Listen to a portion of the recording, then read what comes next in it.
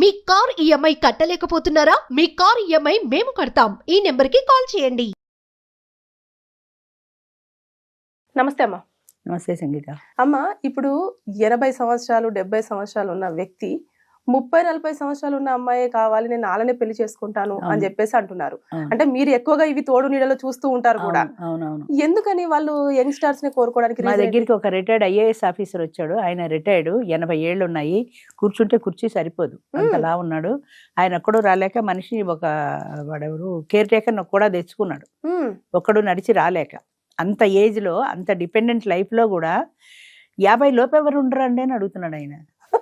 30 ఏళ్ళ అమ్మాయిని చేసుకుని ఏం చేద్దామని ఆయనకి ఆలోచన ఉండాలి కదా. నేను 30కి కావాలి అంటే ఆయన మైండ్ సెట్ నాకంటే యంగ్ ఉండాలి. ఆ యంగ్ కూడా చాలా యంగ్ ఉండాలి. నేను మా మెంబర్ ఒక ఆయన అడిగాను, ఎందుకు మగవాళ్ళు ఎప్పుడు యంగ్ కావాలనుకో 70 ఏళ్ళు వచ్చి 80 ఏళ్ళు వచ్చి ఏం చేసుకుంటారు అమ్మాయిని?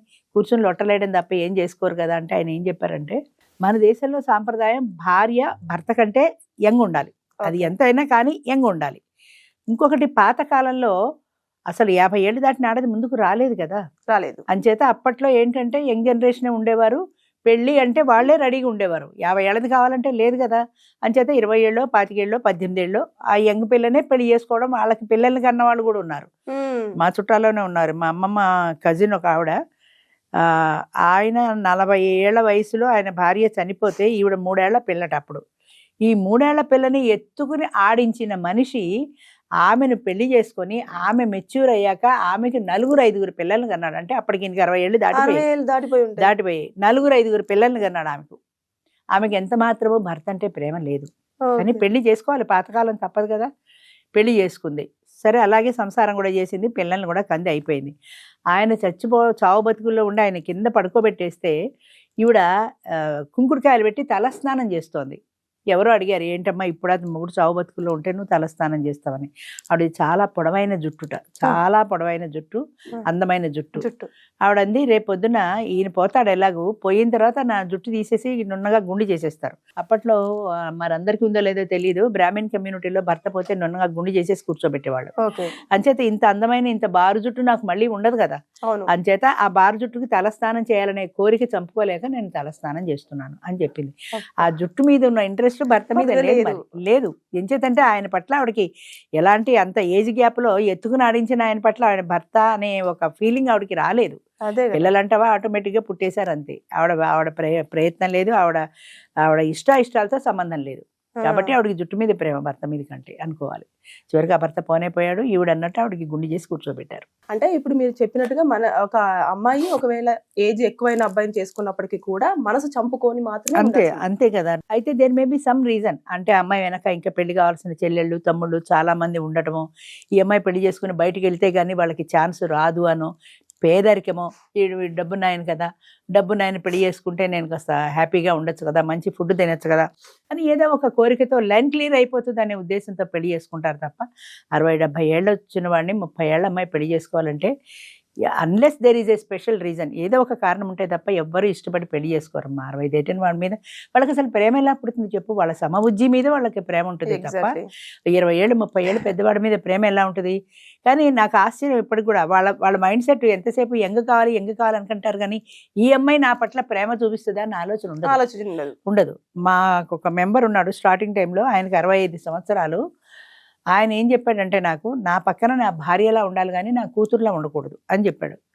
నేను ఆనందపడిపోయి, ఎవరు సార్ ఈ రోజులు అందరూ యంగ్ ఉండాలి అంటున్నారు, మీరు ఒక్కరే కదా నా సమవయస్కురాలు అయి ఉండాలి, నా కూతురులా ఉండకూడదు అని అన్నారు, మీరెంత మంచివారు సార్ అన్న. అంటే ఆయన అన్నాడు, మంచా పాడా, రేపు పొద్దున్న నేను ఆఫీస్కి వెళ్ళాక అది ఇంట్లో దుకాణం పెడితే నాకేం తెలుసు ఎవరిని పిలుస్తుందో ఏం చేస్తుందో, నాకు మనశ్శాంతి ఉండదు. ఆఫీస్కి వెళ్ళినా కూడా ఇదేం చేసిందో ఎవరిని పిలుస్తుందో అన్న భయమే. దాని కోరికలు చావవు కదా 30 ఏళ్ళకి పెళ్లి చేసుకుంటే. అంచేత ఎవరినో రమ్మనొచ్చు, అదేం చేస్తుందో ఆయన చేస్తుందో, ఆఫీస్లో నాకు మనశ్శాంతి ఉండదమ్మా. ఓ 50 ఏళ్ళు దాటిందని చేసుకుని అనుకో, ముసలి దీంట్లో పడి ఉంటుంది, దాని పట్ల నాకు భయం లేదు అని చెప్పాడు. కరెక్ట్, అది కూడా అంతే, అన్నీ సేఫ్. అంచేత ప్రశాంతంగా నేను ఉద్యోగం చేసుకోగలుగుతాను, అంటే ప్రైవేట్ జాబ్ అది, అంచేత నేను చేసుకోగలుగుతా అని చెప్పాడు. అలాగా ఏంటంటే మన సమబుద్ధి ఉన్నప్పుడు వాళ్ళకి మన పట్ల అంతో ఎంతో అభిమానం ఉంటుంది తప్ప మనం యంగ్ అనే 2 ఏళ్ళు 3 ఏళ్ళు యంగ్ కాదాక 30 ఏళ్ళు 40 ఏళ్ళు 70 ఏళ్ళు వచ్చినాడు 30 ఏళ్ళ అమ్మాయిని పెళ్లి చేసుకుంటే ఆ అమ్మాయికి ఎక్కడ ఆయన మీద ప్రేమ అభిమానం కలుగుతుంది చెప్పు. అంటే అదొకటి రీజన్ అమ్మా, అంటే మనకు అమ్మాయి మనకంటే తక్కువ ఉండాలి కాబట్టి అని చెప్పేసి వాళ్ళ ఆలోచించడం మైండ్ తప్ప. సెట్ ఎప్పటి నుంచో తరతరాలుగా అది అలవాటు అయిపోయిన మైండ్ సెట్ అంతే. అంతే. అది ఎంతసేపటికి యంగ్ ఉండాలి యంగ్ ఉండాలి యంగ్ ఉండాలి అనడంలో వాళ్ళ మైండ్ అలా సెట్ అయిపోయింది చిన్నప్పటి నుంచి. వీడికంటే పెద్దదాన్ని చేసుకోమంటే వాళ్ళు ఎక్కువ చేసుకోరు. పెళ్లి చేసుకోవడానికి ముందుకు రారు. ఏదో ఇల్లీగల్ రిలేషన్ పెట్టుకుంటారేమో కానీ పెళ్లి చేసుకోవడానికి ముందుకు రారు. ఎందుకంటే నాకంటే యంగ్ ఉండాలి భార్య.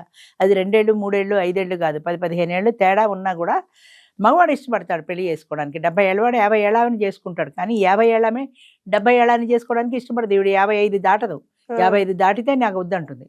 ఎందుకంటే ఆ ముసలాడితో మా వాళ్ళు ఉన్నారు కదా, ఎంతోమంది చెప్తారమ్మా ఆయనకి ఫైనాన్షియల్గా వెల్లాఫ్ అంతా బాగుంది, 70 ఏళ్ళు అయితే ఏమి చేసుకోవచ్చు కదంటే, ఏం చేసుకుంటాం మేడం 70 ఏళ్ళు వచ్చిన వాడిని. సరదాగా హోటల్కి వెడదామంటే పడదు ఆయనకి, పోయిను రాలేడు. ఓ సినిమాకి వెడదామంటే 3 గంటలు కూర్చోలేడు, నడుము నొప్పి. ఈయన కాళ్ళొత్తి నడుమొత్తి సేవ చేయడానికి తప్ప నేను ఎందుకు మేడం, నాకు సరదాలు కోరికలు ఉన్నాయి, నాకు ఇంకా అన్నీ చావలా. సినిమాలకు వెళ్ళాలంటుంది, షికార్లకు వెళ్ళాలంటుంది, హోటళ్ళకి వెళ్ళాలంటుంది, ఫారెన్ టూర్ వెళ్ళాలి. ఇందులో ఏది తీర్చగలుగుతాడు ఆయన చెప్పండి. నా కోరికలు తీర్చని వాడు నాకెందుకు అని చేత నాకు అక్కర్లేదు. ఇప్పుడు 70 దాటిన వాళ్ళకి నేనే చెప్తున్నా, బాబు మీరు వచ్చినా కూడా అవ్వదు, మీకు ఏమైనా ఇంట్రెస్ట్ ఉంటే మీ సొంత ఇష్టం మీద చూసుకోండి, కానీ నాకు తెలిసినంత వరకు ఎవరు ఇష్టపడరు 70 ఏళ్ళు దాటిన వాళ్ళు అని 70 దాటి ఫోన్ చేసిన ప్రతి ఒక్కళ్ళకి చెప్తాను. కొంతమంది డ్రాప్ అయిపోతారు, అయినా మా ప్రయత్నం మేము చేసుకుంటామని వచ్చేవాళ్ళు ఉంటారు. ఒకవేళ 70 ఏళ్ళు దాటిన వాడిని వచ్చినా బాగా పైసలు ఉండి దీనికి ఫ్రీగా ఖర్చు పెడతాడు అని అనుకుంటే ఏమన్నా చేసుకుంటే చేసుకోవచ్చు. డబ్బు మీద ప్రేమతో, వాడి మీద ప్రేమతో కాదు. అది ఈ ఏజ్ లో అంటే అంత బాగా సరే కూడా డబ్బులు ఉంటే ఫ్యామిలీ సెట్ అవుతుంది అని అనుకుంటారు. అంటే నా ఇప్పుడు ఫారెన్ టూర్ వాడు రాడు, 2 లక్షలు నాకు ఇస్తే నేను పోయేస్తాను కదా.